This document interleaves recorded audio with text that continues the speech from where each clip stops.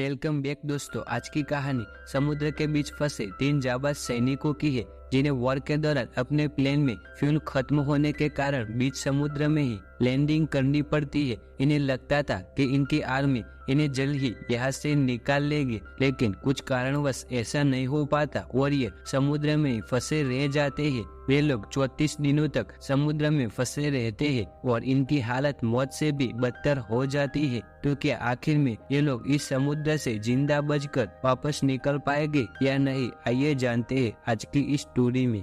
कहानी की शुरुआत 1942 के पर्ल हार्बर शहर से होती है, जब जापान ने अमेरिका पर अटैक कर दिया था। इसलिए अब अमेरिका भी वर्ल्ड वॉर में शामिल हो गया था और वो किसी भी हालत में जापान से बदला लेना चाहता था। इसलिए अमेरिकन आर्मी के कई सारे जेट बॉम्बर, नेवी और एयरक्राफ्ट जापान के समुद्र में रहे नेवी और पनडुब्बियों को नष्ट करने के लिए उड़ान भर रहे थे। तभी हम एक एयरक्राफ्ट को देखते हैं जिसमें 3 लोग होते हैं, पायलट हैरोल्ड, टोनी और रेडियोमैन जीन। बाकी सभी की तरह ये प्लेन भी जापान पर अटैक करने के लिए जा रहा था और जब ये लोग अपना काम खत्म करके वापस आ रहे थे तभी इनका प्लेन एक बहुत बड़े तूफान में फंस जाता है, जिस वजह से ये अपना रास्ता भटक जाते हैं और दूसरी तरफ चल देते हैं। काफी देर हवा में घूमने के बाद भी इन्हें सही रास्ता नहीं मिलता और इनका फ्यूल भी अब खत्म होने वाला था।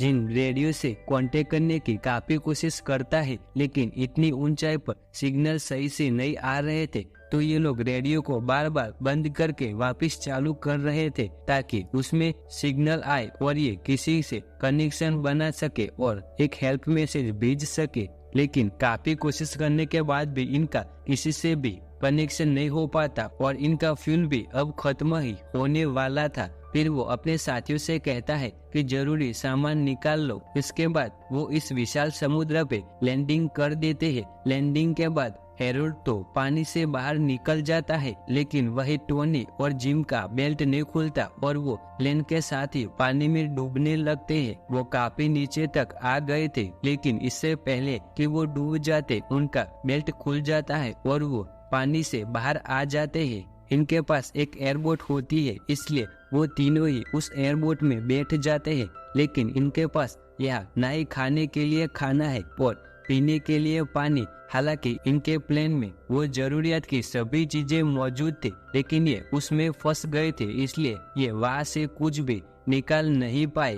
अब ये तीनों इस साउथ पैसिफिक यानी विशाल समुद्र के बीच फंस चुके हैं, जिसका हमें दूर दूर तक कोई भी अंत नहीं दिख रहा था। इन्हें यकीन था कि इनके आर्मी इन्हें जल्द ही यहाँ से निकाल लेगी और ऐसा होता भी है। कुछ ही समय बाद इन्हें आसमान में अमेरिकन आर्मी का एक एयरप्लेन नजर आता है। तो हैरोल्ड कहता है कि हमें जल्दी से अपना पैराशूट खोल लेना चाहिए ताकि ये हमें देख सके, क्योंकि ये बोट बहुत ही छोटी थी तो ये इतनी ऊंचाई से नहीं दिखेगी।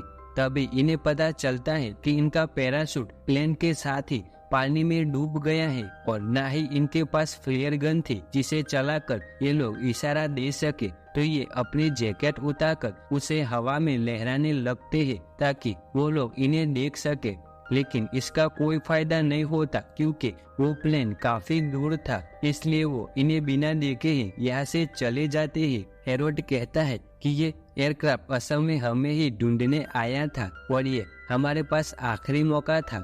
टोनी कहता है कि तुम सही कह रहे हो, क्योंकि वो लोग बार बार एक ही जगह पर ढूंढने वापस नहीं आएंगे, यानी अब इन्हें खुद से ही किसी तरह से यहाँ से बाहर निकलना होगा।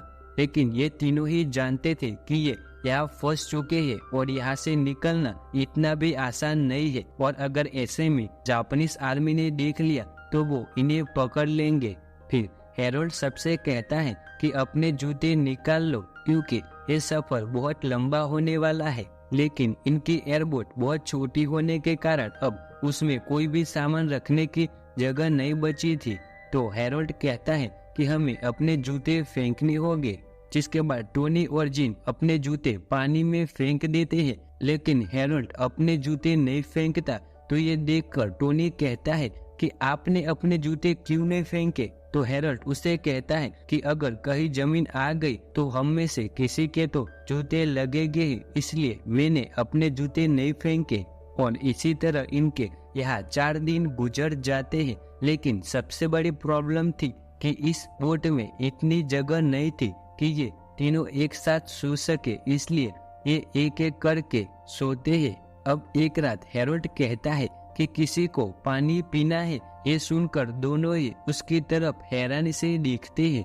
फिर हैरोल्ड अपने जूते में टॉयलेट करता है और उसे पी लेता है, क्योंकि वो जानता था कि इन्हें यह पानी इतनी आसानी से नहीं मिलने वाला। सुबह हैरोल्ड इन्हें कहता है कि हम स्पेसिफिक समुद्र के बीचों बीच है और हम हवाई की तरफ जा रहे हैं, जो यहाँ से 1900 माइल दूर है, और जो हमारे पीछे की तरफ है वो साउथ अमेरिका है, जो 6000 माइल दूर है। हैरोल्ड एक पायलट था, तो उसे सभी दिशाओं और जगहों के बारे में अच्छी तरह अंदाजा होता है। वो कहता है कि अगर इसी तरह हम चलते रहे तो कुछ ही हफ्तों में हम एक आइलैंड पे पहुंच जाएंगे। ये सुनकर दोनों हैरान हो जाते हैं। टोनी कहता है कि कहीं पहुंचना तो दूर, इससे पहले हम भूख और प्यास से ही मर जाएंगे। जिम कहता है कि यहाँ पानी में बहुत सारी मछलियाँ हैं, तो हमें कुछ करना होगा। इनके पास एक स्प्रिंग और कुछ सामान होता है जिसे यूज करके ये एक मछली पकड़ने का कांटा बनाते हैं और उसे पानी में डाल देते हैं। कुछ देर बाद इनके कांटे में कुछ फंस जाता है, तो ये उसे खींचने की कोशिश करते हैं, लेकिन खींचने के कारण यह रस्सी टूट जाती है और उसमें कांटा नहीं होता। तो जिन कहता है कि मैं जाकर देखता हूँ और मुझे गर्मी भी बहुत लग रही है, इसलिए वो पानी में कूद जाता है। अब गर्मी के कारण टोनी भी पानी में जाने के बारे में सोच रहा था, लेकिन हैरोल्ड उसे रोक लेता है और कहता है कि मैंने सुना है कि इस पानी में शार्क है। और जब जिम ये बात सुनता है तो वो बोट पर वापस आ जाता है। अब देखते ही देखते इन्हें इस बोट पर पूरे 5 दिन हो जाते हैं। ये लोग इस विशाल समुद्र के बीच फंसे थे, लेकिन ये न ही उसका पानी पी सकते थे और न ही इन्होंने खाने का एक निवाला अभी तक खाया था। ये तीनों काफी कमजोर हो गए थे और जब टोनी से बर्दाश्त नहीं होता तो वो समुद्र का पानी उठाकर पीने की कोशिश करता है, लेकिन हैरोल्ड उसे रोक लेता है और कहता है कि ये पानी तुम्हें और भी डिहाइड्रेट कर देगा। असल में ये तीनों हैरोल्ड के कारण ही यहाँ पर फंसे थे। दरअसल वो वेस्ट की तरफ जा रहे थे और वो जिनसे कंफर्मेशन के लिए पूछते हैं कि हम सही जा रहे हैं, तो रेडियो पर उसे बताया जाता है कि तुम्हें ईस्ट की तरफ जाना है, लेकिन हैरोल्ड सीधा ही चलता रहता है और ये अपना रास्ता भटक जाते हैं और फिल्म खत्म होने के कारण ये लोग अब समुद्र में ही फंस गए हैं। अब अचानक हैरोल्ड को याद आता है कि उसके जेब में एक पेंसिल है, जिसे देखकर वो बहुत खुश हो जाता है। वो कहता है कि हम इस पेंसिल से एक मैप बनाएंगे ताकि हमें अंदाजा हो सके कि हम कहाँ पर है। उसके बाद वो अपने एयरबोट पे एक मैप बनाना शुरू कर देते हैं और जब मैप तैयार हो जाता है तो उसे देखकर इन्हें पता चलता है कि हमें अपनी बोट को लहरों के साथ बहने से रोकना होगा। वो अपने लाइफ जैकेट और कुछ सामान का उपयोग करके एक लंगर बनाते हैं, जिससे उनकी बोट एक जगह पे रुक जाएगी और जब हवा अपनी रुख बदलेगी तो ये लंगर को बाहर निकाल लेंगे ताकि जिस तरफ ये जाना चाहते हैं वहाँ जा सके। फिर ये उस लंगर को पानी में डाल देते हैं और भगवान को प्रे करने लगते हैं। जिम कहता है कि हमने जिंदगी में कोई भी काम अच्छे नहीं किए, लेकिन फिलहाल हमें आपकी मदद की जरूरत है। वही हैरोल्ड भगवान से मांगता है कि इस समय जितने भी लोग उनकी तरफ समुद्र में फंसे हुए हैं उनकी मदद करना। और टोनी कहता है कि जैसे इन दोनों ने कहा सही, लेकिन फिलहाल हमें सबसे ज्यादा जरूरत पानी की है, तो प्लीज भगवान यहाँ पर बारिश करवाइए। लेकिन यहाँ बारिश नहीं होती तो टोनी निराश हो जाता है। फिर जब रात में ये सभी सो रहे होते हैं तभी बारिश होना शुरू हो जाती है और कई दिनों बाद इन्होंने पानी पिया था, जिससे इन्हें काफी राहत मिलती है क्योंकि इनकी पूरी बॉडी डिहाइड्रेट हो गई थी। अगले दिन हम देखते हैं कि जिन कई दिनों से मछली पकड़ने की कोशिश कर रहा था, लेकिन अभी तक उसने एक भी मछली नहीं पकड़ी थी। उसे देखकर हैरोल्ड कहता है कि मैंने आज तक तुम्हारे जैसा पेशेंस रखने वाला फिशरमैन नहीं देखा है। तो जिन उसे कहता है कि जहाँ से वो आया है वहाँ एक बहुत फेमस कहावत है, you don't catch then you don't eat. लेकिन अब जिन भी धीरे धीरे खुद से ही हार मान रहा था। वो अपने जेब से एक चाकू निकालता है तो ये देखकर हैरोल्ड उसे कहता है कि मैंने तुम्हें कितनी बार कहा है कि इसे हमेशा अपने जेब में रखना, क्योंकि हमारे पास यही एक चीज है जो हमारी नाव में शेड कर सकती है। लेकिन वो उसकी बात नहीं मानता और पानी में मछलियों का इंतजार करने लगता है, और जब उसे मछली नजर आती है तो वो उस पर चाकू से वार करता है। तभी उसे एहसास होता है कि शायद उसने बोट पर चाकू मार दिया है। तो हैरोल्ड उसे कहता है कि चाकू को निकालना मत, क्योंकि अगर चाकू निकाला तो बोट में पानी भर जाएगा और ये बोट डूब जाएगी। लेकिन वो देखते हैं कि उसने चाकू बोट पर नहीं बल्कि एक शार्क के बच्चे पर मारा था। वो उसे ऊपर बोट में खींच लेते हैं और उसके बाद वो सभी मिलकर उस शार्क के बच्चे को मार देते हैं। और पूरे एक हफ्ते बाद ये खाने का पहला निवाला खा रहे थे, जिससे इन्हें ना ही खुशी मिलती है बल्कि इनके शरीर में एनर्जी भी आ जाती है। यहाँ हैरोल्ड कहता है कि वो अब घर जाएगा। उसकी पत्नी उससे काफी नाराज होगी। वो इन दोनों से कहता है, क्या तुम्हारी शादी हुई है या नहीं? जिस पर टोनी कहता है कि मेरी अभी तक शादी नहीं हुई, लेकिन हाँ मेरी एक गर्लफ्रेंड है। वही जिन कहता है कि नहीं उसकी कोई गर्लफ्रेंड है और ना ही उसकी अभी तक शादी हुई है। तो टोनी उसे कहता है कि मेरी बहन बहुत सुंदर है, तुम यहाँ से निकलने के बाद उसे डेट कर लेना। ये लोग यह बातें कर ही रहे होते हैं कि तभी हम देखते हैं कि इनके बोट के चारों तरफ बहुत सारी शार्क आ जाती है। दरअसल इन्होंने जब उस शार्क के बच्चे को मारा था तो उसके खून की कुछ बूंदे नीचे पानी में गिर गई थी, जिसके स्मेल से अट्रैक्ट होकर ये सभी शार्क यहाँ पर आई हुई थी। लेकिन किस्मत से वो इन्हें कोई नुकसान नहीं पहुँचाती और कुछ देर बाद यहाँ से चली जाती है। और जैसे ही दिन ढलता है ये वापिस से कमजोर होना शुरू हो जाते हैं। एक रात जब जिन पानी में हाथ डालकर सो रहा होता है तभी एक शार्क उसके हाथ पर अटैक कर देती है, जिससे उसके हाथ पर जख्म आ जाते हैं। लेकिन यहाँ पर जिन की किस्मत अच्छी होती है कि उसके हाथ को यहाँ ज्यादा नुकसान नहीं हुआ।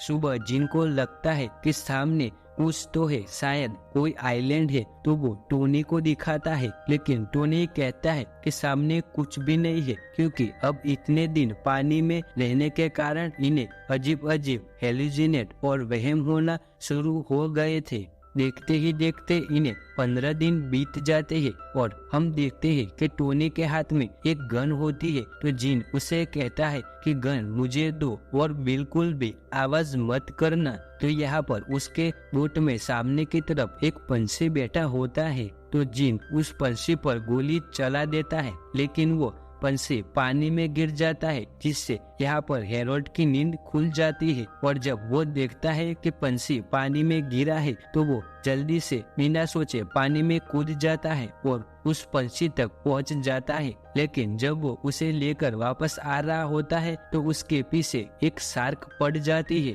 लेकिन इससे पहले कि वो उस पर अटैक करती, वो नाव पर चढ़ जाता है और वो शार्क बोट के नीचे से होते हुए गुजर जाती है। और इस तरह हैरोल्ड बच जाता है और इन्हें खाना भी मिल जाता है। अब 15 दिन बाद इन्हें वापिस से खाना मिला था, लेकिन इतने समय से एक ही जगह पर रहने के कारण इनके दिमाग में भी अब असर होना शुरू हो गया था। इन्हें अजीब अजीब सपने आ रहे थे और देखते ही देखते यहाँ पर समय बीतता जा रहा था और इन्हें पूरे 20 दिन हो जाते हैं। और जब सुबह हैरोल्ड उठता है तो वो देखता है कि ड्यूटी पर कोई भी नहीं था और वो सभी के सभी सो रहे थे, यानी कोई भी हवा की दिशा नहीं दिख रहा था, जिससे वो गुस्सा हो जाता है और कहता है कि मैंने तुम्हें ऑर्डर दिया था लेकिन तुमने मेरे ऑर्डर नहीं माने। जिन कहता है कि यहाँ पर देखने के लिए कुछ भी नहीं है और वैसे भी हमें अब तक तो तुम्हारे आइलैंड तक पहुँच जाना चाहिए था, कहाँ है तुम्हारा आइलैंड? तो हैरोल्ड उसे कहता है कि उस मैप के एक रफ कॉपी मेरे दिमाग में भी है। तो ये सुनकर दोनों हैरान हो जाते हैं। वो कहते हैं कि रफ कॉपी, यानी हैरोल्ड अभी भी श्योर नहीं था कि वो कहाँ पर है तो जिन गुस्सा हो जाता है और कहता है कि तुम्हारे ही वजह से हमें इस समुद्र में लैंड करना पड़ा, क्योंकि तुम्हें पता ही नहीं चला कि हमारी शिप कहाँ पर है और तुम हमें हमारी शिप से बहुत दूर ले आए, जिससे हम आउट ऑफ रेंज हो गए और उनसे हमारी बात नहीं हो पाई। और हेरल्ड भी इस बात को एक्सेप्ट करता है कि जब वो ऊपर हवा में होते हैं तो उसे नींद आ गई थी और वो कुछ सेकंड के लिए सो गया था, और जब उसकी आंख खुली तो वो बहुत दूर आ गए थे। इन्हें नहीं पता था कि ये कहाँ पर है और फ्यूल खत्म होने के कारण इन्हें समुद्र में लैंड करना पड़ा और ये सब हो गया। यानी इन सब के पीछे गलती हेरोल्ड की थी। हेरोल्ड को इस बात के लिए काफी पछतावा होता है और वो इन दोनों से माफी भी मांगता है। उसके आंख में यहाँ पर आंसू होते हैं, लेकिन अब ये कुछ नहीं कर सकते थे। जिन उस मैप को उठाता है और कहता है कि अब यही मैप हमें घर वापस ले जाएगा। तभी हेरोल्ड को एक आइडिया आता है और वो अपने शू को काटकर उसके 2 चप्पू बना लेता है, ताकि जिस दिशा की तरफ ये जाना चाहते हैं वहाँ जा सके। और टोनी कहता है कि जो कोई भी सबसे पहले आइलैंड देखेगा उसे बाकी के 2 लोग डिनर कराएंगे, वो भी उसकी मनपसंद जगह पर। लेकिन ये मंजिल इतनी आसान नहीं होने वाली थी। इन्हें कुछ दिन और गुजर जाते हैं और इन्हें समुद्र में फंसे हुए 30 दिन हो गए थे और अब बोलने की भी हिम्मत इनमें नहीं बची थी, क्योंकि ये भूखे थे, ये प्यासे थे और ना ही इनमें कोई मोटिवेशन था। उसी रात एक बार फिर से बारिश होती है, जिसमें इन्हें वापस से पानी मिलता है, लेकिन ये देखते हैं कि एक बहुत बड़ा तूफान इनकी तरफ आ रहा है और ये उस तूफान में फंस जाते हैं। इनकी बोट भी पानी में पूरी तरह पलट जाती है और टोनी, जिसे कि तैरना नहीं आता, वो भी कहीं गुम हो जाता है। लेकिन ये देखते हैं कि वो बोट के दूसरी तरफ होता है। फिर ये लोग उस बोट को जैसे तैसे करके सीधा करते हैं और एक एक करके वापस इस बोट में चढ़ जाते हैं और इसी तरह से ये तूफान भरी भयानक रात गुजर जाती है। अगली सुबह हमें दिखाया जाता है कि ये तीनों ही पूरी तरह थक चुके हैं। इन्होंने भी अब मन बना लिया था कि ये लोग नहीं बचने वाले। ये तीनों जिंदा लाशों की तरह इस बोट पर पड़े थे। हेरोल्ड अपनी पत्नी को याद करके रो रहा था। वही जिन को टोनी की बहन समुद्र में बैठी हुई नजर आती है, वो वैसे ही होती है जिसके बारे में टोनी ने उसे बताया था। दरअसल ये उसका वहम था। वो टोनी से कहता है कि मुझे तुम्हारी बहन दिख रही है और वो बहुत सुंदर है, मुझे उससे प्यार हो गया है। टोनी भी कहता है कि तुम अच्छे कपल बनोगे। ये सब सुनकर हेरोल्ड बहुत दुखी हो जाता है और कहता है कि मुझे पता नहीं था कि सब कुछ इस तरह होगा, मुझे माफ कर देना। तभी टोनी काफी मुश्किल से कहता है कि हम इतने दूर आकर इस तरह से हार नहीं मान सकते। उसके बाद वो चप्पू चलाना शुरू कर देता है, जिसे देखकर बाकी दोनों भी मोटिवेट हो जाते हैं। और अब 34वें दिन ये लोग किसी लाश की तरफ पड़े थे। इनके अंदर अब बात करने की भी हिम्मत नहीं है। इसी हालत में टोनी कहता है कि मैंने एक सपना देखा जिसमें मैंने हरा भरा खेत देखा। तो हेरोल्ड उसे कहता है कि ये सपना तुम्हें 2-3 बार देख चुका हो। और इसके बाद वो थोड़ा समुद्र का पानी उठाकर पीना शुरू कर देता है। दरअसल यह अब उसने भी हार मान ली थी कि वो अब नहीं बच पाएगा। जिन उसे कहता है कि मुझे सामने कुछ दिख रहा है। तभी वो उठकर देखते हैं तो सामने एक आइलैंड होता है, जिसे देखकर इनके अंदर एक खुशी और एनर्जी आ जाती है, क्योंकि पूरे 34 दिनों के बाद ये इस छोटे से आइलैंड को ढूंढ पाए थे। फिर ये अपने हाथों से जोर जोर से नाव को चलाना शुरू कर देते हैं और कुछ ही समय के बाद ये समुद्र के किनारे पहुंच जाते हैं। पूरे 34 दिनों के बाद इन्होंने जमीन को छुआ था तो इन्हें काफी सुकून मिलता है। यही बीच पर 2 झुंपड़े भी होते हैं और अब ये तीनों उसकी तरफ बढ़ने लगते हैं। और इस तरह से इस मुश्किल भरे सफर को पूरा करके पूरे 34 दिन बाद ये लोग 20 फरवरी 1942 में उगा पुगा नाम के इस छोटे से आइलैंड पे पहुंच जाते हैं। इन तीनों की ही जान अब बच गई थी, क्योंकि इन्होंने मुश्किल से भी मुश्किल समय में हार नहीं मानी और हर मुश्किल का डटकर सामना किया। कहानी के अंत में हमें बताया जाता है कि इन लोगों ने इस सफर के दौरान 1000 माइल से भी ज्यादा का सफर तय किया और हेरोल्ड को नेवी की तरफ से अवार्ड दिया गया क्योंकि उसने मुश्किल से भी मुश्किल समय में अपनी टीम को बहुत अच्छी तरह गाइड किया था। लेकिन इस घटना के बाद से उसने रिटायरमेंट ले ली। वही टोनी ठीक होने के बाद नेवी में ही अपने करियर को कंटिन्यू करता है और जिम एज ए रेडियोमैन वॉर में काम करने लगा और जिन ने 1986 में टोनी की बहन फैंसी से शादी कर ली। यह कहानी एक सच्ची घटना पर आधारित है और कहानी के अंत में हमें इनकी एक रियल तस्वीर भी दिखाई जाती है और इसी के साथ ये कहानी यहाँ द एंड हो जाती है।